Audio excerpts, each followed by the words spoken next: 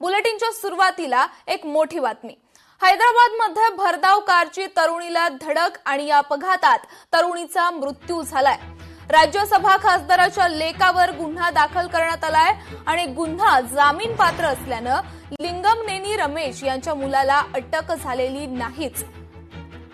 हैदराबादमधून ही बातमी आपण पाहतोय। भरधाव कारची तरुणीला धडक आणि या अपघातात तरुणीचा मृत्यू झालाय।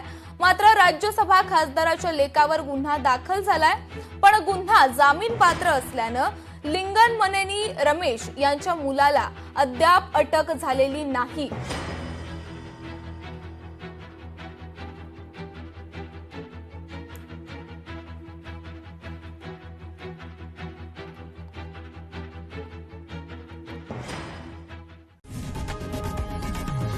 लोकशाही मराठी ऐका, पहा, जागरूक रहा।